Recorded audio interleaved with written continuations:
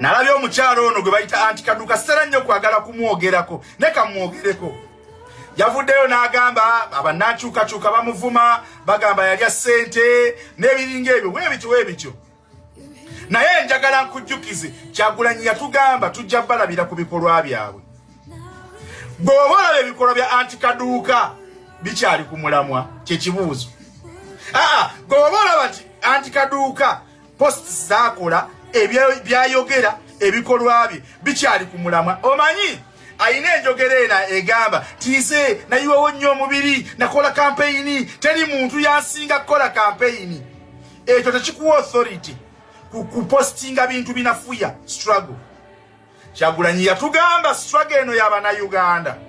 Buli Munnayuganda wenna awulira ng'onyigirizibwa struggle eno yiyo. Buli Munnayuganda wenna awulira ng'embeera ekuyinze weetagobere mu struggle eno. Wabula gwawulira nti oli bulungi osobola okutuula n'abo abanyigiriza Bannayuganda struggle gireke.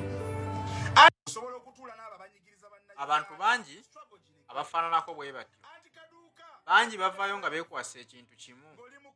Ffe twatandikawo struggle eno ne beerabira nti okutandikawo struggle ekigifuula kubeera yiyo.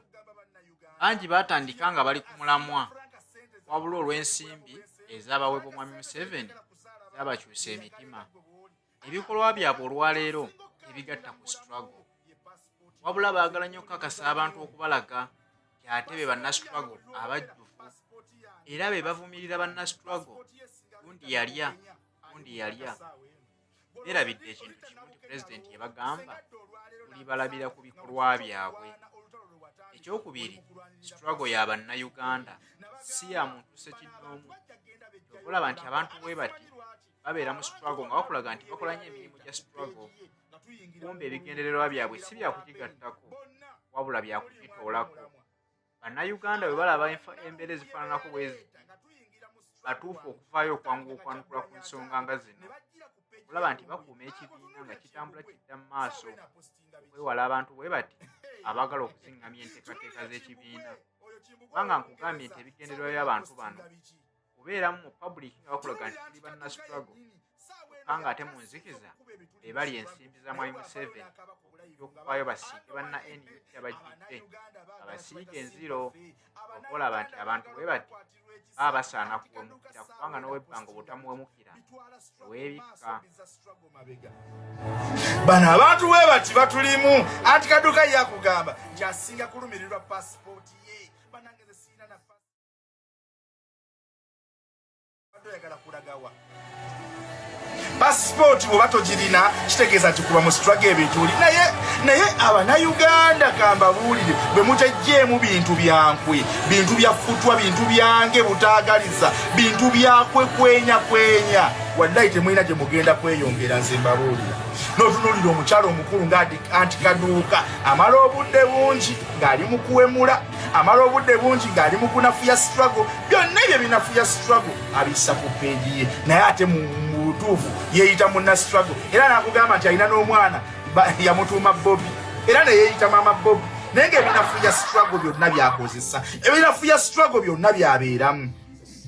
Olunaku lumu nabagamba nalaba Bobi Yanga ng'atambula TV ku TV, omanyi yafuna akantu ke yeekwata. In fact Bobi Yanga yandibadde takyali ku gaali ya pulezidenti. Gemazima sigamba mbu nagiveeko nze ngibeereko, because buli muntu mu struggle ayina omulimu gwe, buli muntu mu struggle ayina kyayina okukola. Naye ebikolwa bya Bobi Yanga tebikyasaana kubeera ku gaali ya pulezidenti. Abantu abanafuya struggle bali byasiba nabo balya nabo. Oyo abata kyayinza kuitalina kyangamba, oyo abata kyina kyangamba yagenda TV ku TV ngayagala okumatiza abantu nti alien skin tayina buzibu, alien skin taliwo kukola byakola. Sawa ya lero Bobi Yanga akugamba ki? Obudde obwo yakozesa bonna nga agenda TV ku TV, senga yakwata obudde obwo n'abukozesaamu ebigasa struggle senga tuli luddawo. Abantu nga ba Aunti Kaduuka abanafuyiza struggle, abaposting ebintu ku struggle ebyekisiru. Wallahi oyo Bobi Yanga gyabeera gy'omusanga.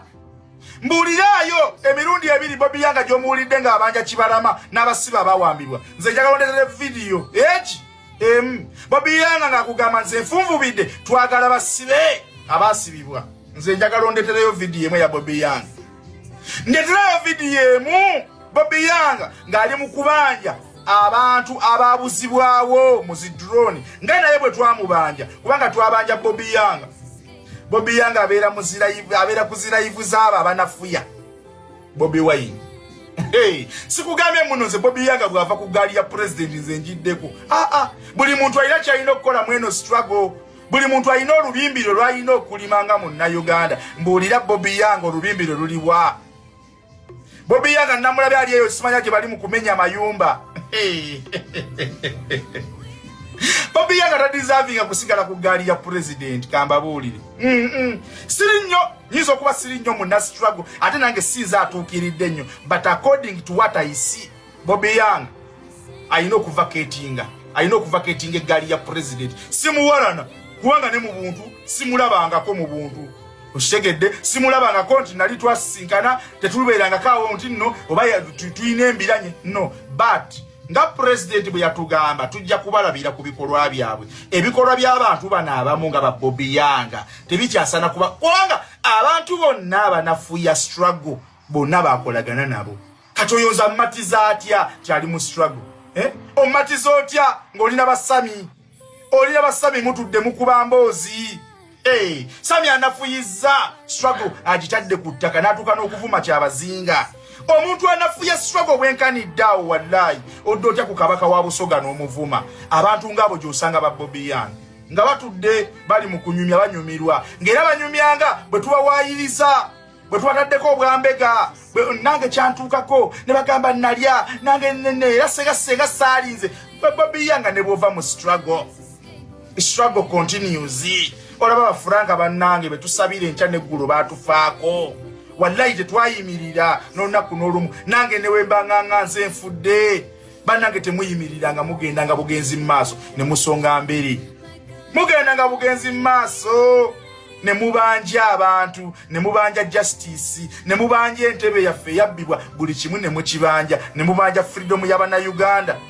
Wallahi abantu abamu tuzenga tubalaba ne tugamba naye ate ono abasinga tunafuya ng'ate ye baakola ki bawangaliramu. Omanyi Omuganda agamba mbuulira gw'oyita naye nkubuulira empisa ze. Abasajja abo n'abakyala abo wallahi tubayinako question mark. Beetaga okunoonyerezebwako. Olaba banoonyereza ku bijirwa Moses era mwamuwulidde olulimi lwe yakozesezza ng'akozesa olulimi olw'okuvuula, ng'akozesa olulimi olw'okujereegerera nga kikulaga nti nno abaddewo naye nga naye yagendadde ebirowoozo bye byagendadde ewalala. Wallahi Bobi Wine takola nsobi. Bobi Wine tayinza kuwummuza mu kifo ffa. Bobi Wine tayinza kujjawo ffa. Bobi Wine yeetegereza buli kintu. Bobi Wine yeetegereza buli muntu gwakolagana naye yeetegereza. Ne waba akuleseewo ebbanga aba akulese bulesi naye byonna by'oba okola aba abimanyi. Obuvuyo bwagobesezza bigirwa bye bintu bye bimu bye tuzze tubagamba ku ba Bobi Yanga. Bye bintu bye bimu bye bangi baali bangi ba mindset abo bonna bagira ku peegi ya Lumbuye baali bangi. Bwe bakumenyera sirinza bamalayo nja kumenyera Kimbugwe, nja kumenyera mindset, nja kumenyera Ganja owe South Africa, nja kumenyera Aunti Kaduuka. Abo bonna bagira ku peegi ya Lumbuye bonna. Lumbuye yabapushinga n'abaleeta naye baaba bonna nze ndaba baaba toyinza kuŋŋamba abantu abo bonna nga wembamenye. Bwe mubaamu asigalira ayinza kubeera omu nga n'epenge kwe mutadde naye yalinga ku peegi ya Lumbuye.